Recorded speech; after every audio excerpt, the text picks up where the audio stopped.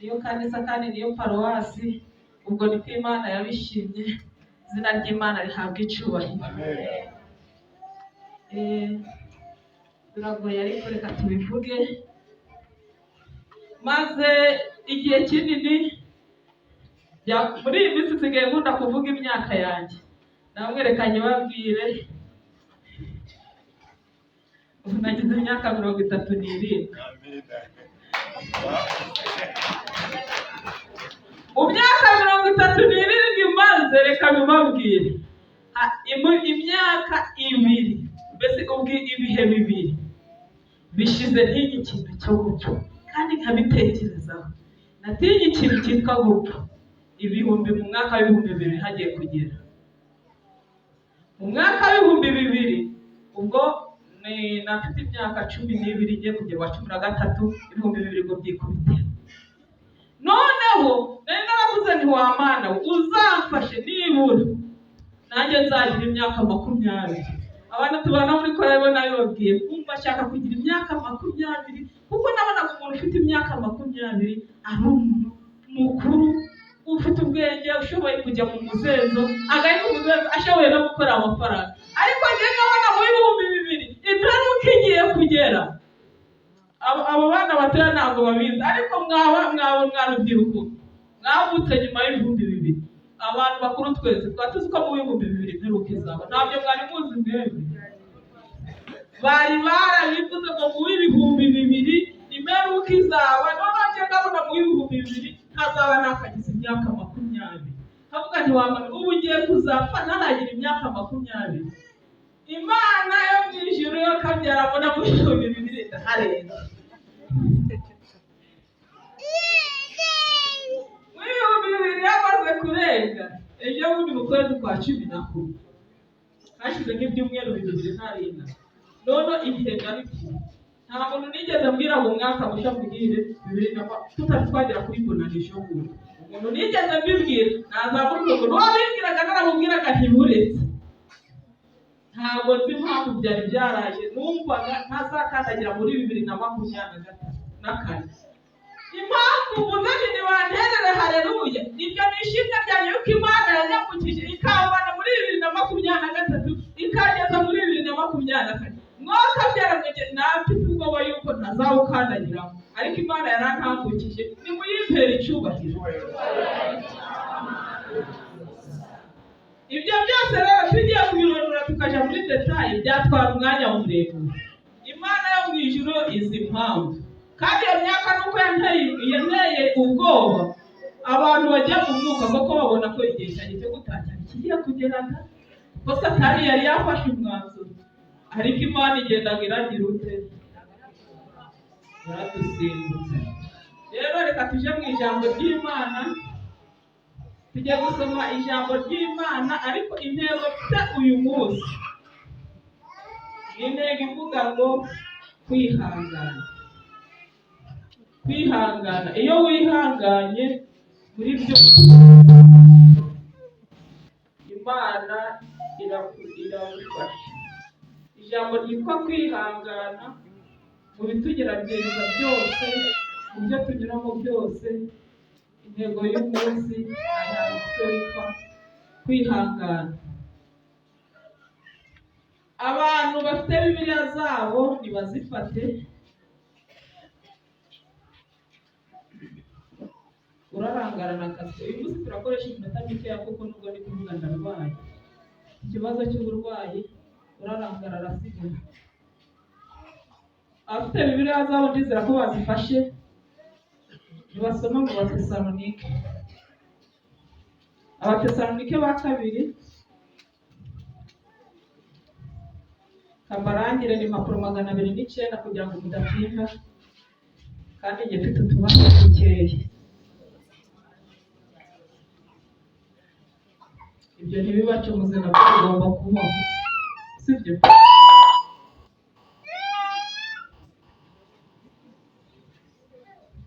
Abatesalonike ba 2 igice cya mbere ku murongo wa 4. tugiye gukorana n'abantu, ntabwo ndavuga amagambo menshi.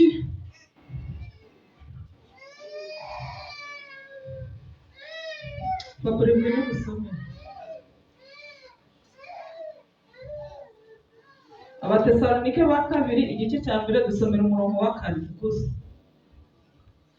Umurongo wa 4 batubwira ngo, umutwe w'amagambo atubwira ngo kujya mbere no gushikama by'Abatesalonike mu byo kwizera. Umurongo wa 4, nicyo gituma ubwacu tubirata mu matorero y'Imana, turata kwihangana kwanyu no kwizera mu byo murenganwa byose n'amakuba mushinyiriza. Murakoze.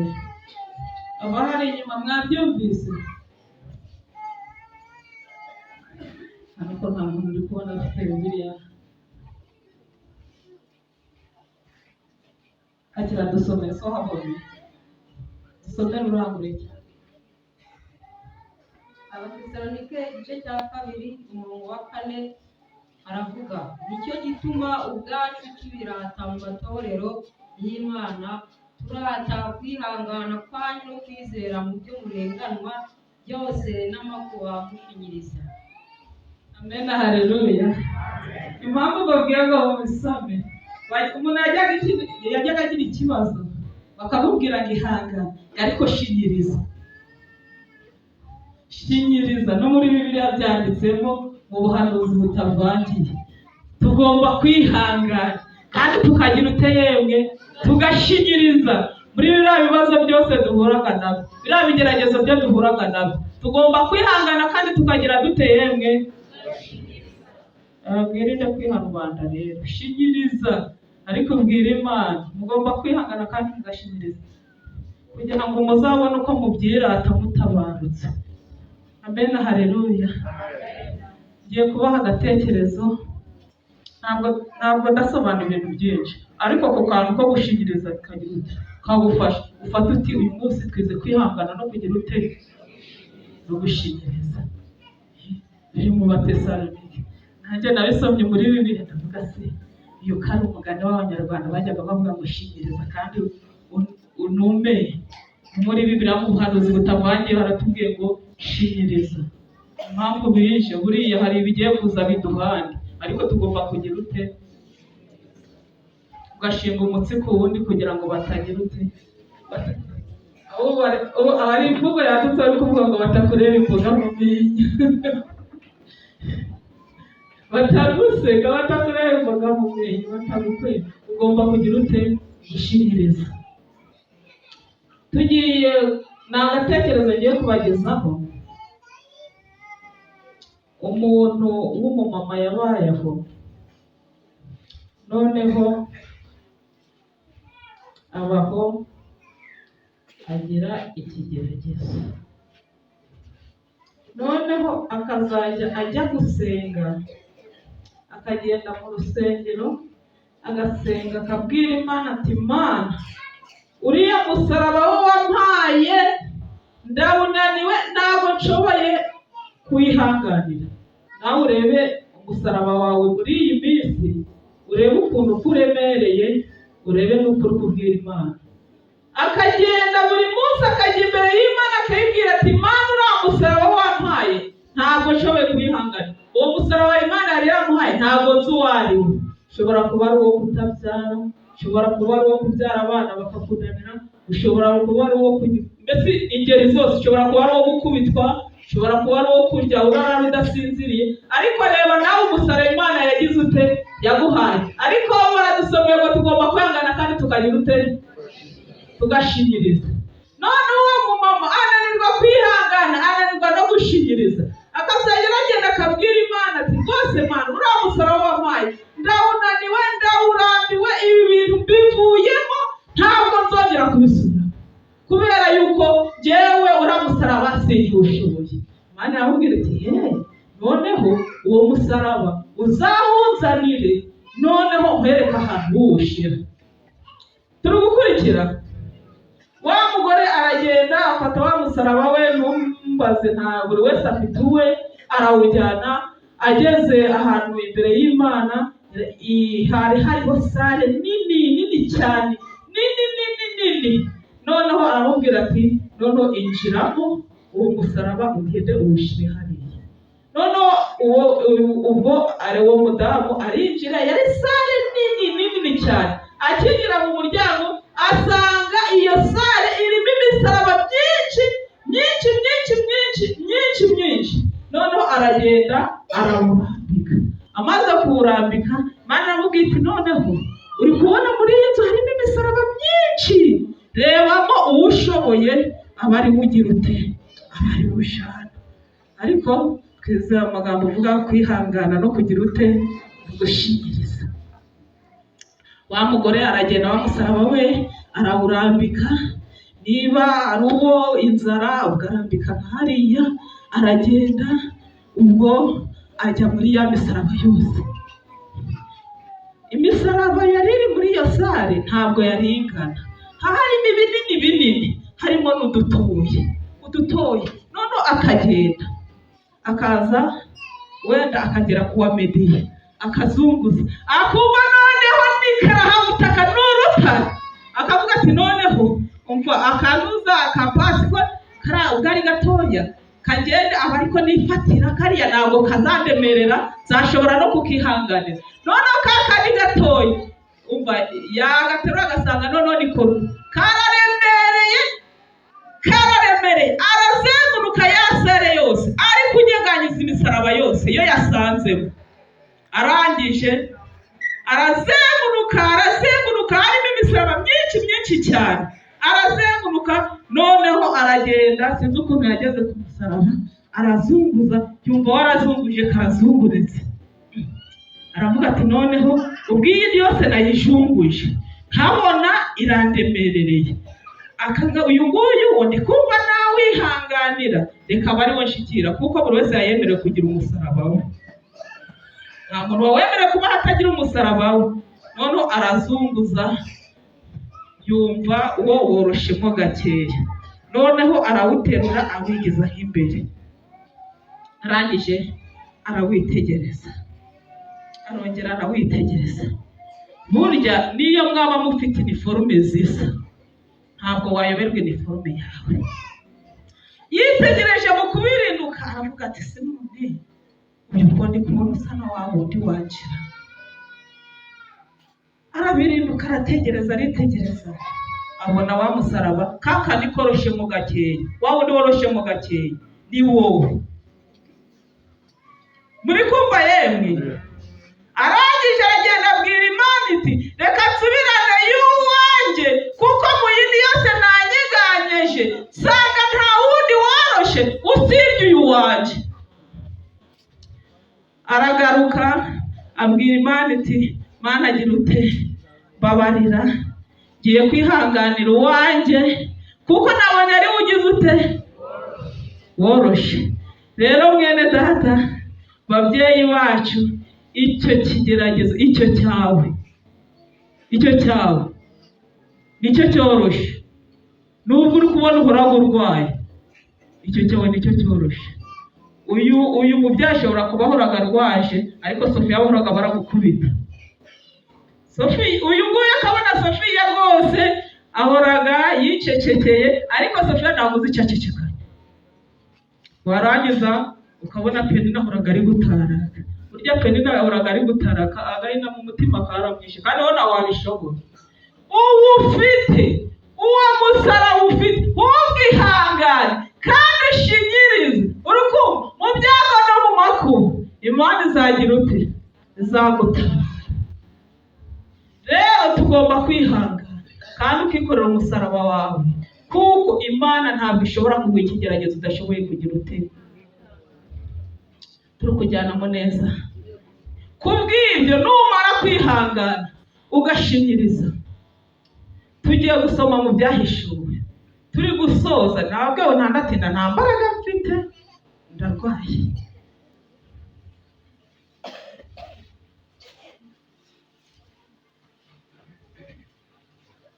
n'ubundi turasomesha abantu babiri, turasomesha umuntu uri hariya inyuma, dusomeshe n'umuntu uri mu bice bya hano imbere, kugira ngo abantu bumve, kubera ko narasobanura amagambo menshi. Ibyahishuwe igice cya 3 umurongo wa 10 n'uwa 11. Umuntu hari inyuma wahageze abanza dusomere.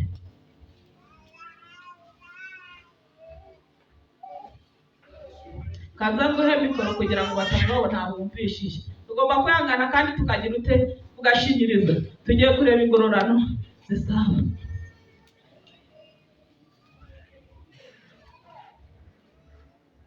Tugiye gusoma mu gitabo cy'Ibyahishuwe Yohana, ufite Bibiliya igitabo giheruka, hanyuma turasoma mu bice 3 duhereye ku murongo wa 11.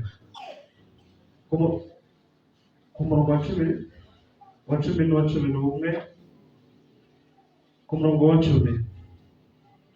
Kuko witondeye ijambo ryo kwihangana kwanjye, nanjye nzakurinda igihe cyo kugerageza kigiye kuza mu bihugu byose, kugerageza abari mu isi. Ku murongo wa 11. Ndaza vuba, komeza ibyo ufite, hatagira ugutwara ikamba ryawe. Haleluya. Amen. Kuko witondeye ijambo ryo kwihangana, kuko wemeye ugashinyiriza, ukaguma mu mwanya, mwumvise ingororano. Wahabonye wahana imbere nabisomere nawe.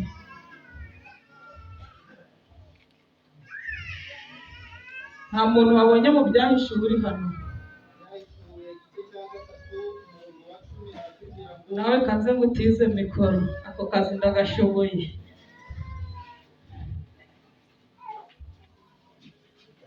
Byashuwe igice cya 3 umurongo wa 10 n'uwa 11. Kuko witondeye ijambo ryo kwihangana kwanjye, nanjye nzakurinda igihe cyo kugerageza kigiye kuza mu bihugu byose, kugerageza abari mu isi. Ndaza vuba, komeza ibyo ufite, hatagira ugutwara ikamba ryawe. Haleluya. Amen. Haleluya. Amen. Kuko witondeye ijambo ryo kwihangana, kandi komeza wihangane, ukomeze ushinyirize. Uramenya hatagira uza kukubwira ngo birakaze. Nakubwira ngo birakaze arakuvana mu mwanya.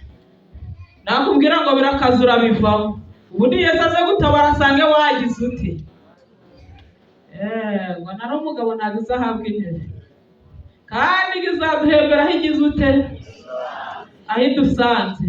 Nubivamo, ukarekura umusaraba wawe, ukavuga ngo uraremereye, ibyo birakureba. Utabarirwa kwe kuraza, kandi ntabwo izahera ku murongo. Uragwa mu murongo arinjiramo ndemwe. Nushaka ugume mu mwanya wawe, mwakire neza ijambo ry'Imana. Pasiteri nadusengere. Urakoze Uwiteka Nyiringabo kandi Nyiribihe, turagushima kuko ijambo ryawe rirema kandi ryaremye kandi riracyarema. Turagushima kuko ijambo ryawe rikiza kandi ijambo ryawe ribatura. Yaba ijambo ryawe ritariho, mwami tuba tutariho, izina ryawe rihimbazwe. Kuko ijambo ryawe ririho, niyo mpamvu turiho, kuko ryaturemye. Ari uyu munsi reka muri uyu mwanya ryongere ritureme, rituremo mu agakiza, rituremo mu byiringiro, rituremo mu kwihangana no gukomera, izina ryawe rihimbazwe. Turagushima kuko umuja wawe mwami Imana ukoresheje amagambo akomeye kuri uyu munsi. Kandi abenshi bari bacitse intege, abenshi bari bihebye, abenshi bari batekereje ko ibyabo ari byo bikomeye, ariko ijambo ryawe tweretse yuko ibyabo umwe wese ari byo byoroshye, izina ryawe rihimbazwe. Rero ujambo mu mugisha, mwambika imbaraga, reka Imana isiga amavuta, reka mwambika imbaraga. Turamushinganisha amaraso y'Umwana wa Yesu Kristo, kugira ngo mwami Imana yumve mu buntu bwawe, kandi ushobora kuvuga mu gihe gikwiye, Mana, kugira ngo ubwoko bwawe bufashwe. Natwe abumvise, reka twigize imbere mu mwuka, uturengere, utuyobore, ijambo ryawe dukomeze, ijambo ryawe mwami twigize imbere, tube mu bwiza bwawe. Ngwino uturengere, uduhane umugisha n'abera bose, tubisabye Imana mu izina rya Yesu. Amen, amen. Muheze Imana abakunzi cyane.